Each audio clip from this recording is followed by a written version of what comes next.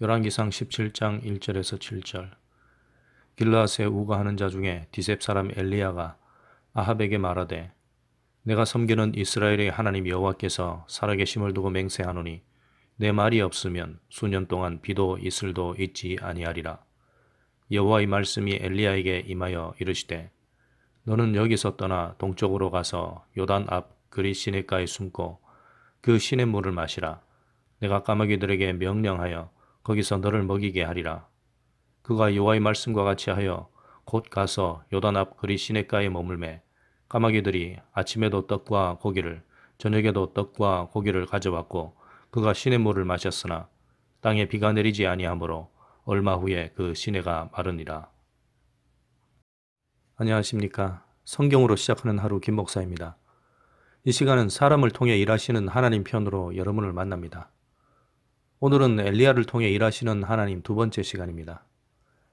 지난 시간에 우리가 본 바와 같이 엘리야는 아무것도 내세울 것 없는 사람으로 등장합니다. 그런 사람이 천하의 왕 앞에 가서 도리어 큰 소리 치는 것을 보았습니다. 이런 모습을 보면서 우리는 엘리야가 대단하다고 볼 것이 아니라 엘리야를 이렇게 사용하시는 하나님의 위대하심을 보아야 한다고 말씀드렸습니다. 엘리야가 이렇게 할 수 있는 것은 하나님께서 그를 사용하시기 때문입니다. 또한 엘리야가 그에게 임하신 하나님의 말씀을 듣고 따르기 때문입니다. 엘리야는 하나님의 말씀대로 그 자리에 갔고 말씀대로 선포한 것입니다. 만약 자기 혈기로 그 자리에 갔다면 그는 아마 살아서 거기서 나올 수 없었을 겁니다.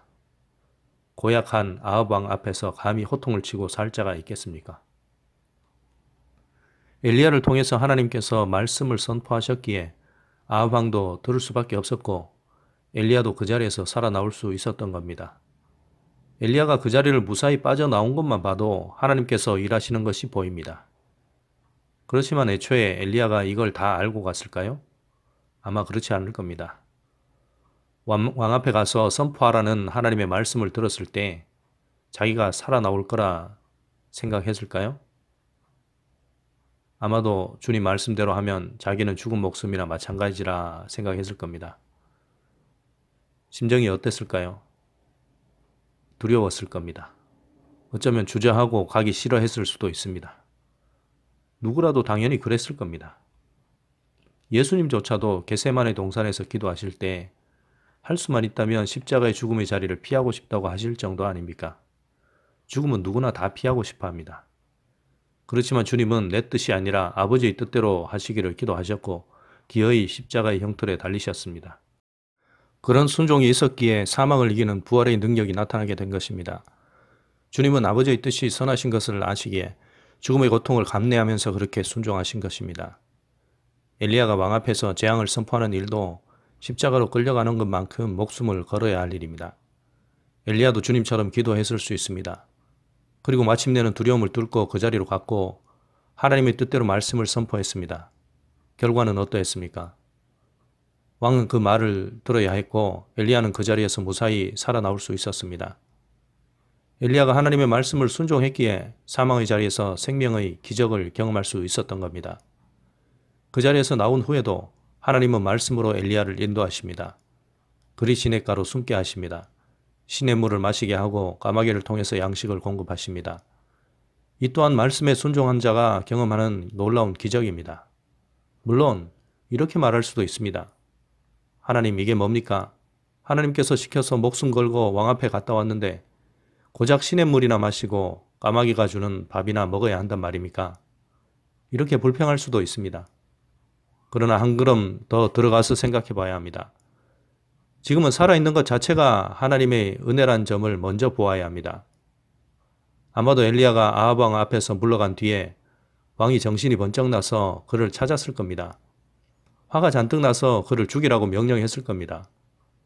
그러니 엘리야는 다른 것을 따지기 전에 먼저 그 자리에서 살아나온 것에 감사해야 하는 것입니다.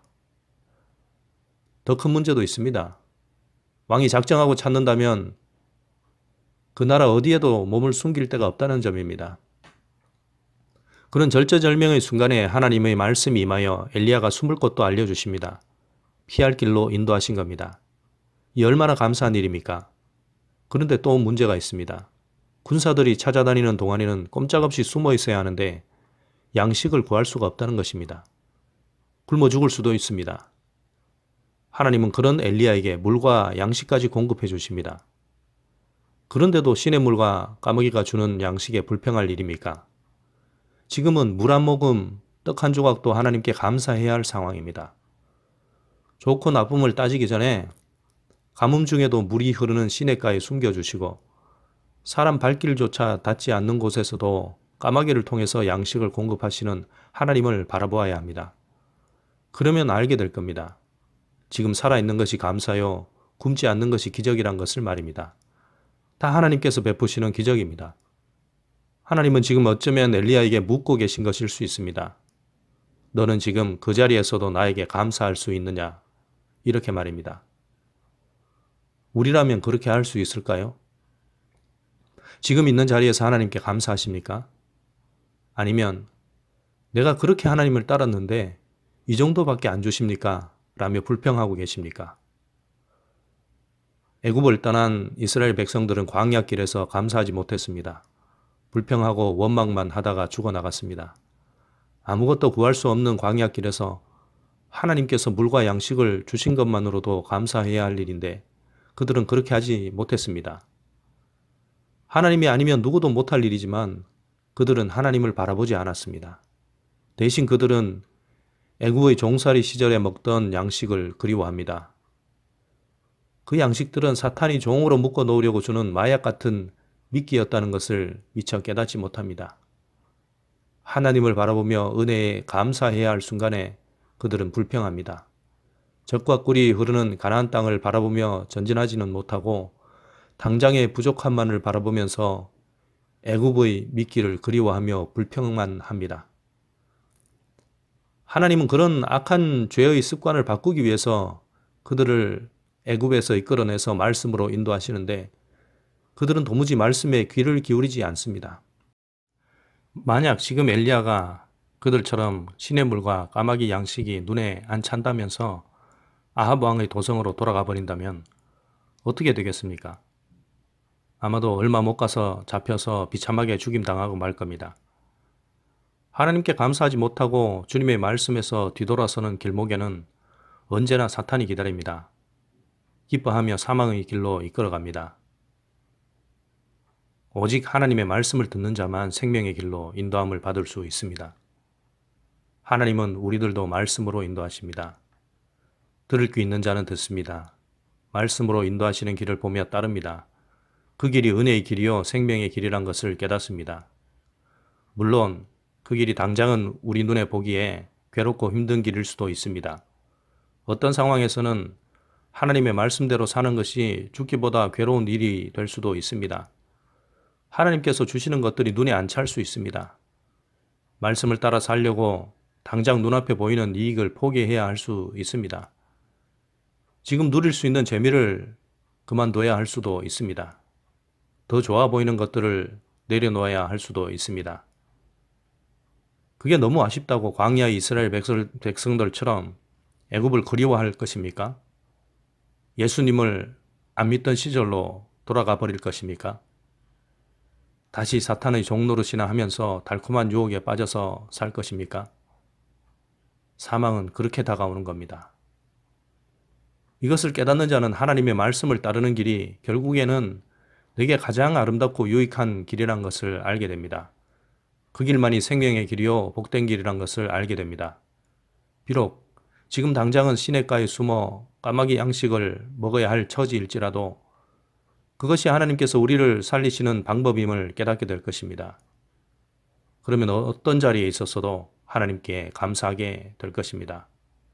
생명을 주신 하나님께 영광을 돌리게 됩니다. 애굽의 양식이 아니라 하나님의 은혜로운 말씀을 더 사모하게 됩니다. 날마다 주시는 말씀을 듣고 말씀으로 살아내려고 애쓰게 됩니다. 하나님께서는 말씀에 순종하는 자를 통해서 선하신 하나님의 뜻을 이루어 가십니다. 그들에게는 세상이 줄 수 없는 놀라운 은혜와 축복을 내려주십니다. 우리 모두가 이런 길을 가야 하지 않겠습니까? 오늘도 엘리야를 통해 일하시는 하나님께서 우리와 함께 하시는 것을 믿으며 주님의 말씀을 듣고 삶으로 순종하는 날이 되기를 소망합니다. 지금 있는 자리에서도 하나님께 감사할 수 있는 날이 되기를 소망합니다. 하나님은 언제나 충만한 은혜를 베풀고 계심을 믿고 주님을 찬양하게 되기를 소망합니다. 오늘 그런 날이 되기를 축복합니다. 함께 기도하시겠습니다.